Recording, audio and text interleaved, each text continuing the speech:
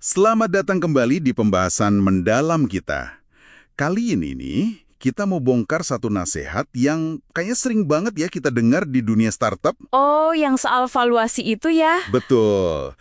Katanya, pokoknya kejar valuasi setinggi mungkin pas cari pendanaan. Sumber kita kali ini dari buku Startup Myths and Models. Oke. Nah, misi kita bareng-bareng nih, coba pahami, kenapa sih angka valuasi paling tinggi itu belum tentu loh jadi pilihan terbaik buat Anda sebagai pendiri. Menarik nih. Yuk kita mulai bedah. Bener nggak sih, makin tinggi valuasinya, otomatis makin bagus gitu?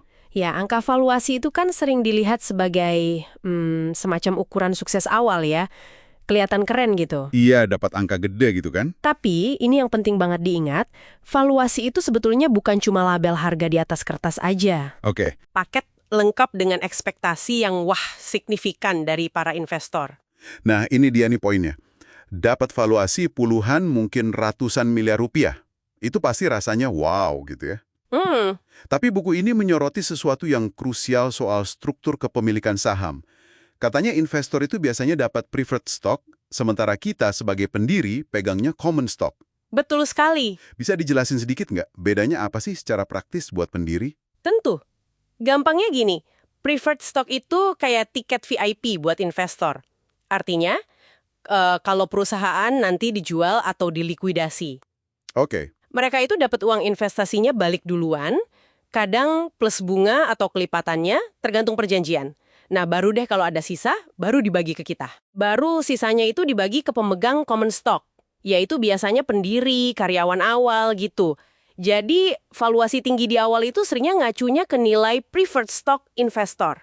Oh gitu ya. Jadi nilai saham kita sebagai pendiri bisa jadi jauh lebih rendah ya di awal.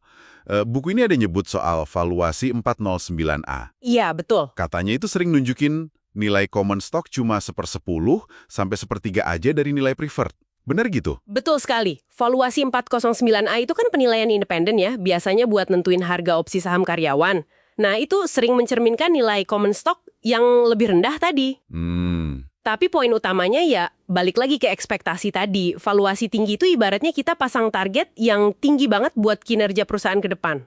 Investor jadi berharap pertumbuhannya gila-gilaan gitu ya. Tepat. Mereka butuh justifikasi buat angka valuasi itu, pertumbuhan super cepat. Terus, kalau targetnya meleset, apa nih risikonya buat startup? Nah, risikonya ini nyata banget. Kalau kinerjanya katakanlah meleset jauh dari ekspektasi, nanti pas mau cari pendanaan lagi, itu bisa kejadian yang namanya down round. Down round, maksudnya?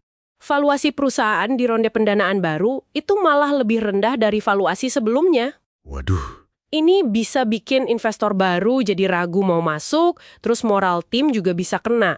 Ujung-ujungnya, bisa menyulitkan perusahaan buat bertahan. Serem juga ya.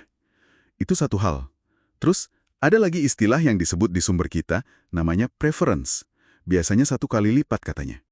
Ya, liquidation preference. Nah, itu gimana cara kerjanya? Bisa kasih contoh mungkin? Oke, kita pakai contoh ya biar gampang. Misal investor masuk nih 3 miliar rupiah. Valuasi perusahaan setelah investasi post-money jadi 10 miliar rupiah. Berarti investor punya 30% preferred stock ya? Betul. Nah, kalau ada perjanjian preference 1X, artinya si investor ini berhak dapat kembali minimal 3 miliar rupiah pokok investasinya saat perusahaan dijual atau exit. Oke, minimal modalnya balik dulu. Iya. Nah, bayangin kalau ternyata perusahaannya cuma laku dijual 5 miliar rupiah. Gimana tuh? Karena ada preference 1X tadi, investor berhak ambil 3 miliar rupiah pertama dari hasil penjualan itu. Wah, langsung diambil investor semua dong. Kan cuma 5 miliar. 3 miliar ya? Iya, 3 miliar diambil investor, sisanya yang 2 miliar, nah itu baru dibagi-bagi sesuai porsi kepemilikan saham antara investor dan pemegang common stock. Berarti pendiri bisa dapat kecil banget dong. Atau malah Nggak dapat apa-apa, itu mungkin terjadi. Padahal mungkin buat pendiri, dijual 5 miliar itu udah lumayan banget rasanya.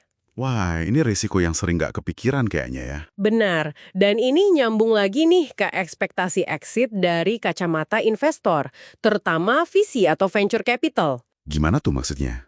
Mereka kan ngelola dana banyak investor lain ya, dalam bentuk portofolio. Nah, Faktanya, banyak investasi mereka itu bakal gagal atau hasilnya biasa aja. Oke. Jadi, untuk investasi yang berhasil, mereka butuh pengembalian yang gede banget.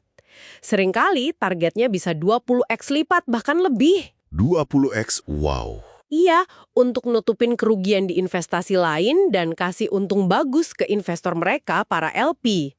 Kayak kata Randy Komisar yang dikutip di buku, bisnis visi itu intinya ya bisnis mengelola kegagalan, harus ada yang sukses besar. Jadi, ini artinya, kalau misal ada tawaran akuisisi nih, katakanlah 20 miliar rupiah, padahal valuasi terakhir kita 10 miliar. Itu kan udah naik 2 lipat ya? Betul, 2x lipat. Mungkin buat kita sebagai pendiri udah seneng banget tuh. Tapi buat visi? Nah, buat visi, angka 2x itu mungkin belum cukup. Belum memenuhi target pengembalian mereka tadi. Jadi bisa ditolak sama mereka. Bisa banget mereka menolak tawaran itu. Dengan harapan nanti bisa dapat hasil yang jauh lebih besar lagi. Ini kadang bisa menimbulkan konflik kepentingan antara pendiri dan investor. Oke. Jadi kalau kita rangkum nih ya, pesan utamanya apa dong? Valuasi tertinggi itu ternyata bukan hadiah gitu aja ya? Tepat. Valuasi tertinggi itu artinya sepaket dengan tekanan dan ekspektasi tertinggi juga. Jadi ini bukan soal nilai perusahaan Anda sekarang ini aja ya? Bukan. Ini lebih soal seberapa besar investor berharap Anda bisa mengembangkan perusahaan ini di masa depan. Seberapa besar potensinya menurut mereka. Nah, pertanyaannya jadi penting banget nih buat para pendiri. Apakah tim Anda, bisnis Anda, beneran siap untuk level tekanan sebesar itu? Persis. Valuasi itu harus dilihat sebagai alat strategis, bukan cuma angka cantik aja. Pengaruhnya panjang loh. Kemana aja tuh pengaruhnya? Ya, ke pendanaan berikutnya, ke opsi-opsi pas mau exit nanti, bahkan ke tingkat stres pendiri dan tim sehari-hari. Jadi, jangan cuma silau sama angkanya. Pikirin implikasi jangka panjangnya gimana. Menarik banget ya pembahasannya. Oke, sebagai penutup nih, mungkin ini bisa jadi bahan renungan buat Anda semua. Daripada nanya, berapa sih valuasi paling tinggi yang bisa saya dapat?